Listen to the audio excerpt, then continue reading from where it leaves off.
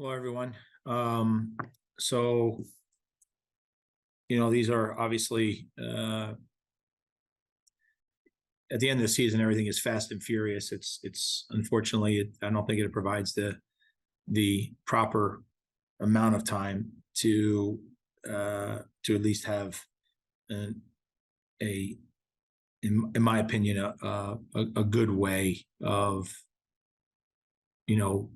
finalizing the end of the season and making all these decisions. It's not that it's as if we're not talking and thinking about these things throughout the entire year, but the fast and furious nature of it is never an easy one for everybody. So I do want to say that in regards to Kendall McIntosh, Cam Duke, Felipe Gutierrez, that obviously we haven't, and also Courtney Ford, we haven't renewed or taken their options for those guys. Although there is some ongoing discussions with Courtney, the others they'll be moving on. What I would say is I appreciate everything that those guys have done in their time here. All very good guys, and they'll always be a part of the sporting family. In regards to Courtney, we're talking about something. There's a possibility that there still could be an opportunity, but we'll see that over the next so many days. And then in regards to Graham Zusi and Roger Espinoza, I think especially for those two guys, this is it's a sad day for Sporting Kansas City, for us, in that the speed in which we have to separate and these situations are never easy. They never really work out the way that everyone that wants them to, right? Because and I mean that in the sense that everybody would like to continue on and keep going, but at some point the situation becomes inevitable. And what I will say is that I can't thank both those guys for their service to this organization over the years. They're incredible professionals on the field, unbelievable integrity and character as people off the field.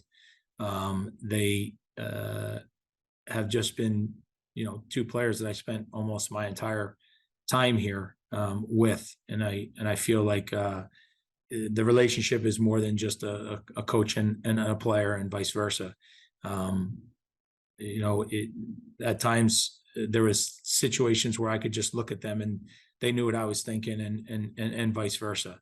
And so at some point when that time is right, the club will honor those guys. Will celebrate their unbelievable careers with the club, and it'll be done in a time when it's best for everyone. But I can't thank those two guys enough for everything that they did. Just two special guys, two guys that spent all their time with me here, except for Roger's short stint over in the EPL, and then returning back to us. There's no doubt that those two guys are legends in this club, and I'm sure they will be at some near time. Probably as soon as the opportunity opens up for them to be that, just because of their contributions here. So I can't say enough. It's a tough one for me, because those guys are a part of my time and a part of this club in the way that they are. So again, I just want to say thank you for everything that they've done. With that, I'll open up to everybody in questions. First question will go to Daniel Sperry with the Kansas City Star. Daniel, your line is open. Peter, I know you said that these discussions and these conversations are never easy, but just maybe what was something that maybe Graham and Roger expressed to you back, as you kind of eventually kind of laid out the decisions and where you guys were headed?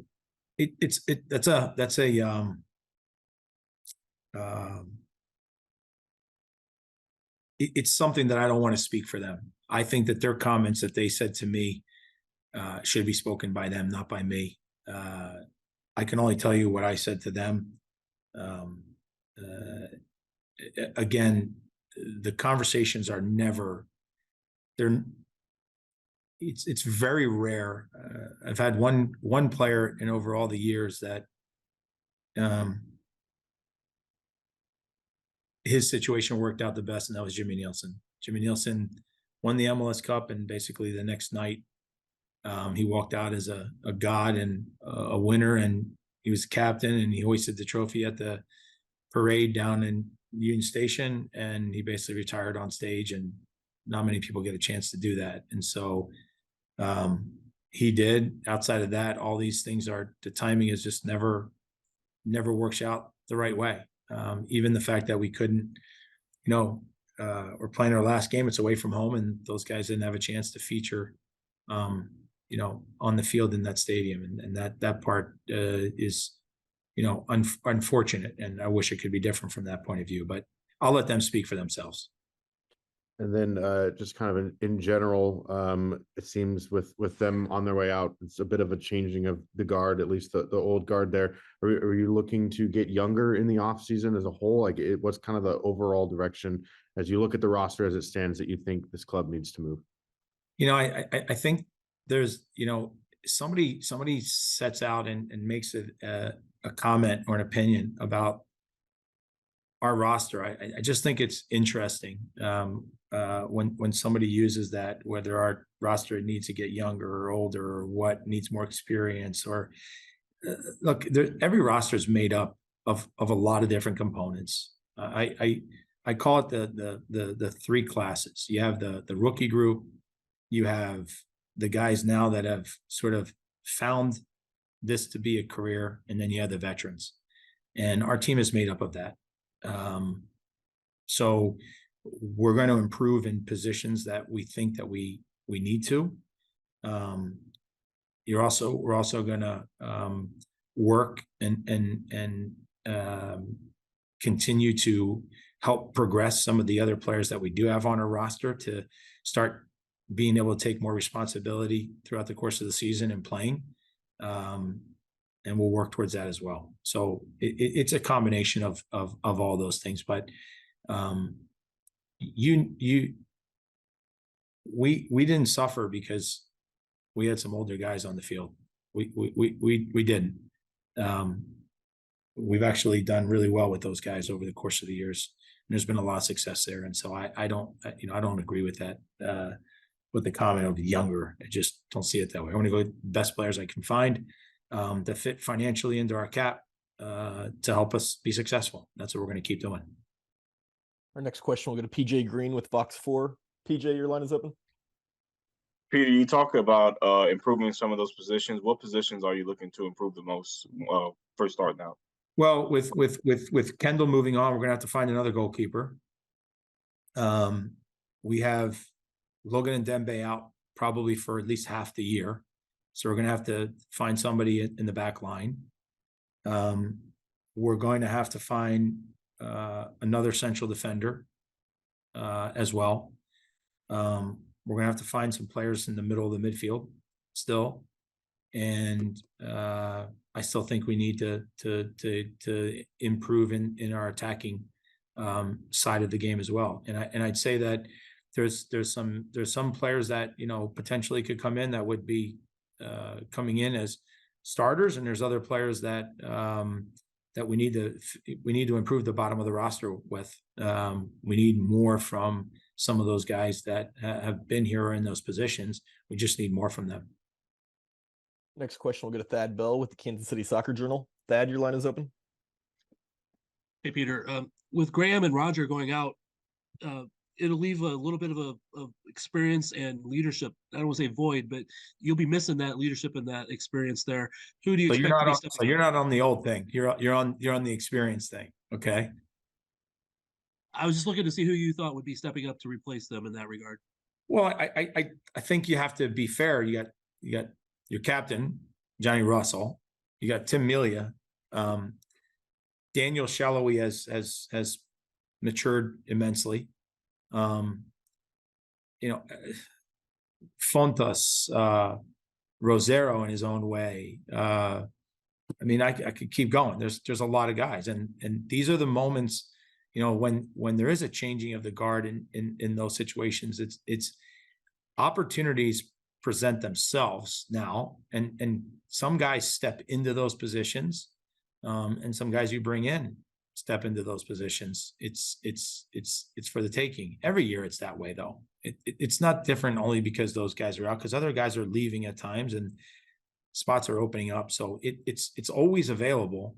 It's just whether or not somebody steps into those places. But I'm not concerned from a leadership perspective, but it's also very hard to replace the experience, the character of the people.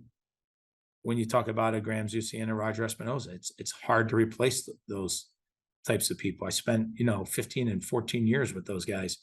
It's a long time, and you build up an understanding, and again, it takes time to do that, and that's why it's either the next group that's already here, they're already doing it because they've been here for a long time, or you bring some new guys in that are starting to increase their number of years with the team, and hopefully they start to take on some of that responsibility as well. Our next question will go to Dave Borchert with Sports Radio 810 WHB. Dave, your line is open. Hey, Peter. Hope you're doing well. After the moves today, you have 10 of the 11 players under contract who started in the conference semifinals. In addition, you made a bona fide offer to Gadi Kinda. On top of that, Eric Tommy's under contract, who started a lot of games for you this year. You got a lot of continuity coming back to start the offseason with a team that finished the second half of the season playing great. I'm assuming with your GM hat on and kind of building this roster, that must be something you're real excited about as you go into the offseason. Well, at least I know that there's a majority of those guys. It's not the other way where everybody should be coming back healthy, although we have a short turnaround other than Ndembe, and so the other players being added.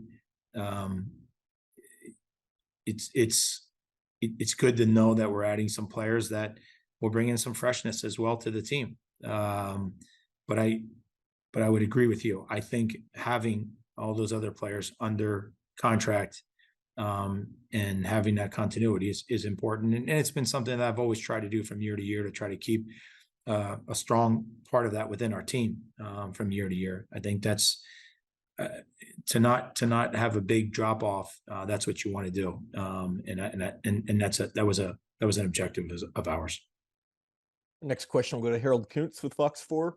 Harold, your line is open. Hey, Peter, you mentioned, you're not able to teach, experience the way you did with Zusi and Espinoza, but do you just start looking for guys that are like experienced hands in MLS, or how do you go across trying to replace that, even if it's like not just an immediate starter, just a person that is just experienced with the league or something that you can value experience with? Well, again, I'll restate. I mean, I think we have a lot of guys here still that understand the culture, are good role models. Players, younger players can emulate, and see them and see how they go about their business every day. Look, I would say like Eric Tommy, he is an incredible professional. The way he goes about his business every single day, and he's only been here a short period of time, but it's his habits, it's what he does, and that's why he's incredibly well respected amongst his peers and amongst his teammates.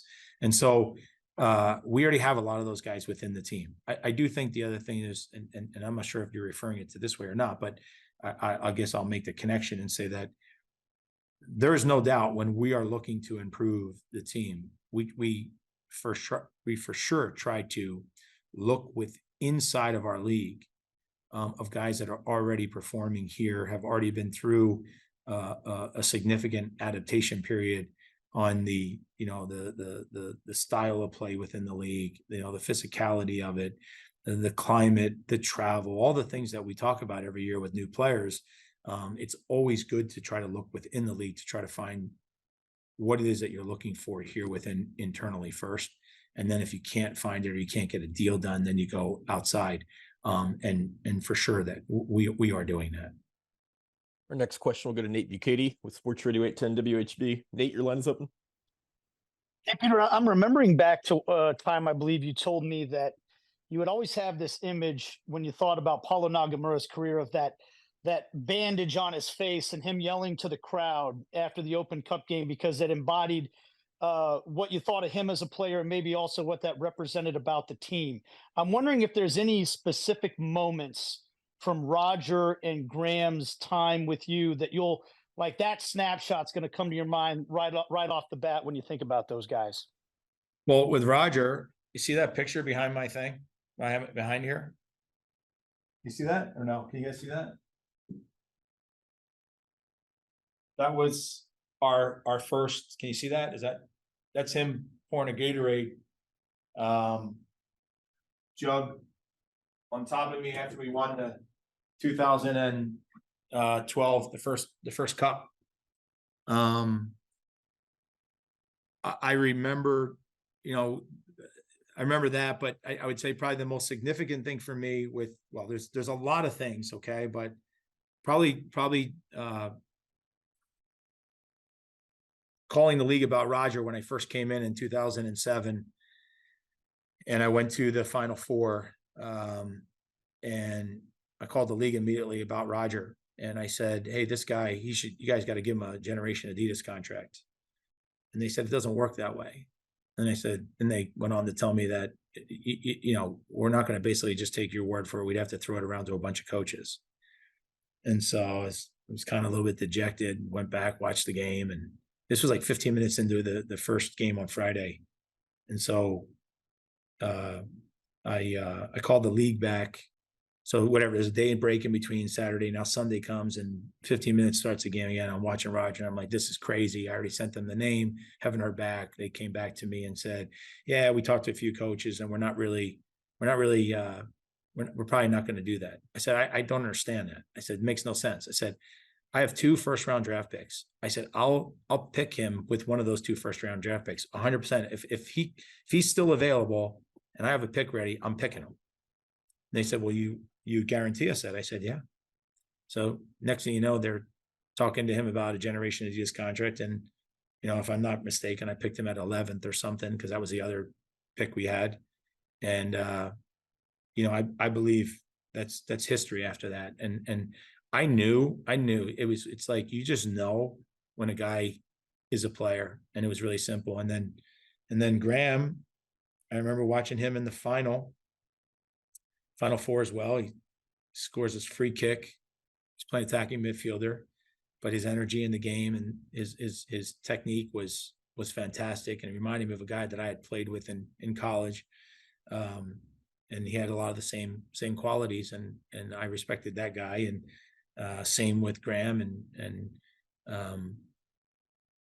But the thing I didn't know about both guys, I didn't know what kind of people they were. And that was even more impressive over the years as I got to know them both. Next question will go to Daniel Sperry. Daniel, your line's back open. Hey, just wanted to kind of come back to something you said. You said you're talking with Courtney Ford there, and then you're looking potentially at center back. Is Courtney an answer to that center back spot? How many center back spots do you think are open there? Kind of as you evaluate that position. He could be. I don't want to really delve into that at the moment. I want to wait to see it out. I'm not trying to, tell you everything that we're doing behind the scenes excuse me, in regards to him. But yeah, we're working on something with him. If it happens, I think it would be good. Peter, thank you very much for the time today. Okay. Thank you, everybody. Take care. Happy holidays.